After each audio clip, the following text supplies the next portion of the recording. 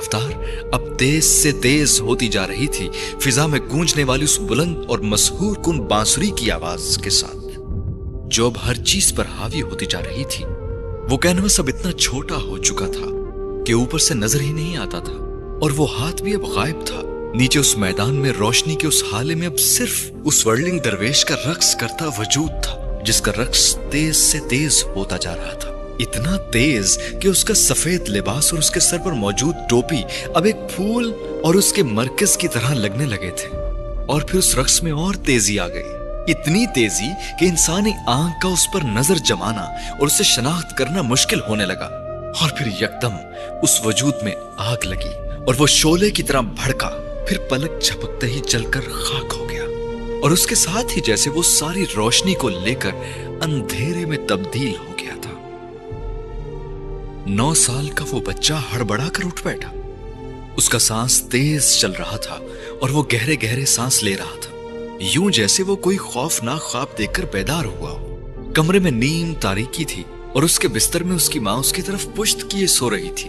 اپنے جسم سے چادر ہٹا کر اس نے بلی کی طرح بڑی احتیاط سے پاؤں زمین پر اتارے اور دبے قدموں چلتا ہوا وہ سیدھا کمرے کے اس کونے میں گیا جہاں اسٹڈی ٹیبل پر ایک لیمپ رکھا تھا، جسے اگر وہ آن کرتا تو اس کی ماں کی آنکھ کھل جاتی۔ اس نے پلٹ کر بستر پر لیٹی ماں کو دیکھا، اس کی پشت اسٹڈی ٹیبل کی طرف تھی۔ وہ جیسے یہ اندازہ لگانا چاہتا تھا کہ روشنی ماں تک جائے گی یا نہیں، اور اس نے اندازہ لگا لیا۔ ٹیبل لیمپ پر وہ سکارف ڈالا تھا جو اس کی ماں نے اسٹڈی ٹیبل کو کرسی کی پشت پر ڈال کر رکھا تھا۔ بے حد احتیاط کے ساتھ اس نے لیمپ کا بٹن دبایا کہ اس کی آواز بھی ماں کے کانوں تک نہ پہنچے۔ لیمپ روشن ہوا تو اس نے پلٹ کر ماں کو دیکھا، روشنی ماں تک نہیں گئی تھی، اس کا ٹوٹکا کام کر گیا تھا۔ اس کی ماں کے وجود میں حرکت نہیں ہوئی تھی۔ وہ فاتحانہ اور مطمئن انداز میں مسکرایا، پھر کرسی پر بیٹھ گیا جس پر اب سکارف سے چھلکتی روشنی میز کی سطح پر پڑ رہی تھی۔ اسٹڈی ٹیبل کے کونے میں سجی اپنی کتابوں اور نوٹ بکس میں سے ایک نوٹ بک اس نے کھولی، میز پر رکھے پین ہولڈرز میں رکھے رنگین مارکرز میں سے ڈارک بلو رنگ کا مارکر اٹھا لیا۔ تم کیا کر رہے ہو؟ اندھیرے کمرے میں اس کی ماں کی آواز گونجتے ہی بچے نے برق رفتاری سے لیمپ کا بٹن آف کیا اور جیسے اپنا سانس بھی روک لیا تھا۔ مجھے پتا ہے تم اسٹڈی ٹیبل کے سامنے بیٹھے ہو، کیا کر رہے ہو؟ اس کی ماں نے دوبارہ غنودگی میں کہا۔ ہوم ورک تھوڑا سا رہ گیا تھا، بس 2 پیجز، اس بچے نے بے اختیار کہا اور لیمپ دوبارہ آن کر دیا۔ چھپنے کا کوئی فائدہ نہیں تھا، پتہ نہیں اس کی ماں اندھیرے میں بھی کیسے دیکھ لیتی تھی۔ ٹھیک ہے، جلدی سے کرو اور آ کر سو جاؤ۔ اوکے۔ وہ بے اختیار خوش ہوا اور اس نے ایک نظر پلٹ کر ماں کو دیکھنے کے بعد جیسے سکون کا سانس لیتے ہوئے دوبارہ اس کاغذ پر تیزی سے ہاتھ چلانا شروع کر دیا۔ اس نے خط کے نیچے اپنا نام لکھا، جلدی سے خط والے کاغذ کو احتیاط سے جھاڑا، طے کیا اور دراز میں سے ایک لفافہ نکال کر اس میں ڈال دیا۔ لفافے کے باہر اس نے ایک بار پھر ایڈریس والی لائنز کو ایڈریس کے ساتھ فل کیا اور پھر لفافے کے اس فلیپ کو زبان پر پھیرتے ہوئے گیلا کیا جو چپک کر بند ہونا تھا۔ لفافے کو چپکا کر بند کرتے ہی اس کے چہرے پر ایک فاتحانہ مسکراہٹ ابھری تھی۔ اس کا کام مکمل ہو گیا تھا۔ اس نے پلٹ کر اپنی ماں کو دیکھا تو اب بھی کروٹ کے بل اس کی طرف پشت کیے ہوئے لیٹی ہوئی تھی۔ اپنے کاٹیج کے برآمدے میں کھڑے اس نے گاؤں کے ڈاکیا کو بہت دور سے اس کی سائیکل پر سوار گھروں کی اس لین میں داخل ہوتے دیکھ لیا تھا جس کے تقریباً آخر میں اس کا گھر بھی تھا۔ اس کا دل یکدم کسی تتلی کی طرح بھڑبڑا رہا تھا۔ ڈاکیا گھروں کے باہر لگے لیٹر باکسز میں ان کی ڈاک رک رک کر ڈالتا اس کے گھر کی طرف آ رہا تھا۔ یہ اس کا روز کا معمول تھا۔ اسے ڈاکیے کے آنے کے اوقات کا پتہ تھا اور وہ اسکول سے آنے کے بعد اپنے کاٹیج کے برآمدے میں کھڑا ہو جاتا تھا۔ روز ڈاکیا آتا اور اس کے گھر کے سامنے سے گزر جاتا اور اس کا دل تتلی کی طرح پھڑپھڑانا شروع کرتا اور پھر سنیل کی رفتار پر آ جاتا۔ مگر جس عمر میں وہ تھا اس عمر میں خواب اور انتظار دونوں آسانی سے ختم نہیں ہوتے، اور آج بالآخر اس کے تتلی کی طرح پھڑپھڑاتے دل کو کسی سنیل کی رفتار پر نہیں جانا پڑا تھا۔ ڈاکیا اس کے گھر کے باہر لگے ہوئے لیٹر باکس کی طرف آنے لگا تو اس نے برآمدے سے نیچے دوڑ لگا دی تھی۔ کیا ہمارا خط آیا ہے؟ اس نے ڈاکیے کے پاس پہنچتے ہوئے کہا۔ ڈاکیا مسکرایا، ہاتھ میں پکڑے ہوئے لفافوں میں سے ایک لفافہ نکالتے ہوئے اس نے سر ہلایا اور اس بچے کے ہاتھ میں تھما دیا اور خود آگے بڑھ گیا۔ اس سے پہلے کہ وہ اس لفافے پر نظر ڈالتا पीछे से उसकी माँ ने आकर उससे वो खत लेते हुए कहा, मैं कब से खाने के लिए आवाजें दे रही हूँ और तुम यहाँ खड़े हो। मम्मी ये मेरा खत है।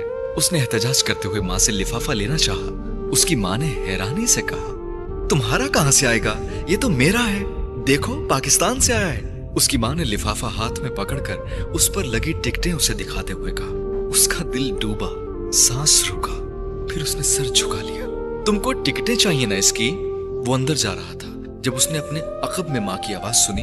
वो टिकटें जमा किया करता था और घर में आने वाले हर खत पर लगी हुई डाक की टिकट पर उसका इस्तेहकाक होता था, मगर इस वक्त उसे उस लिफाफे और उस टिकट में कोई दिलचस्पी नहीं थी। आज 30वें खत का भी जवाब नहीं आया था। वो साइकिल पर स्कूल से घर आते हुए उसी पगडंडी में उसी जंगल के सामने से गुजर रहा था और उसने एक बार भी गर्दन मोड़कर उस तरफ नहीं देखा था। एक अजीब सी खफगी थी जो दिल में पाले हुए था। ऐसा भी क्या कि इतने खत लिखो और कोई जवाब नहीं। उसने तेजी से साइकिल चलाकर उस जंगल के सामने से गुजरते हुए सोचा, सबके खतों के जवाब मिलते हैं और मेरा, जबकि मेरा खत सबसे खूबसूरत था। मैंने उस पर फूल और सितारे भी बनाए थे, वो भी रंगीन मार्कर से, और हर जुमले के बाद फुल स्टॉप भी लगाया था और कागज भी साफ सुथरा, मार्कर भी अच्छा था, कहीं इंक के धब्बे भी नहीं लगे थे। वो दिल ही दिल में अपने खत की खूबियां और खुसूसियात गिन रहा था जो हर लिहाज से उसे एक जवाबी खत का अहल कर रहे थे। मगर जवाबी खत। वो अब कई दिनों से सुबह स्कूल जाते और वापस आते उस जंगल के सामने से गुजरते बेहद खफगी से उसकी तरफ देखे बगैर गुजर जाता। ये उसकी नाराजगी का इजहार था। वो ज्यादा से ज्यादा एक खत न मिलने पर यही कर सकता था। उसने अब डाकिये के इंतजार में घर के बरामदे में खड़े रहना भी छोड़ दिया था। वो कभी उसके घर नहीं आता था, आता भी तो सिर्फ उसकी माँ की डाक लाता। साइकिल घर के बाहर खड़ी करके वो बड़ी उदासी के आलम में दरवाजे को धकेलता घर में दाखिल हुआ था। यकीनन उसकी माँ बैरूनी अहाते में थी, इसीलिए वो दरवाजा खोल गई थी, वरना वहां दरवाजा बजाने की आवाज आती न घंटी की। अपने कमरे में आकर उसने स्कूल बैग रखा और फिर बिस्तर पर रखे अपने कपड़े देखे, वो भी उसकी माँ ही ने रखे थे। कुछ खफा से अंदाज में उसने अपना यूनिफॉर्म तब्दील करना शुरू किया था, जो वो तब्दील करने के मूड में नहीं था, लेकिन वो माँ को नाराज नहीं करना चाहता था। बैरूनी दरवाजे के खुलने और बंद होने की आवाज भी उसने अपनी कमीज को उतारने की धींगा मुश्ती में नोटिस नहीं की थी। मगर अभी वो यूनिफॉर्म की शर्ट उतार कर सीधा हुआ ही था जब उसने बाहर से अपनी माँ की आवाज सुनी, तुम्हारा खत आया है। यूनिफॉर्म की शर्ट हाथ में पकड़े उसका दिल एक बार फिर तितली की तरह फड़फड़ाया। किसका? उसने वहीं खड़े बेयकीनी से चिल्लाकर पूछा। तुम्हारा। उसकी माँ ने जैसे उसकी बेयकीनी खत्म की। किसने भेजा है? उसने अपने बेकाबू होते हुए दिल के साथ एक बार फिर पूछा। अल्लाह ताला ने। वो सांस लेना भूल गया था। उसकी आंखें बेयकीनी से गोल हो गई थी।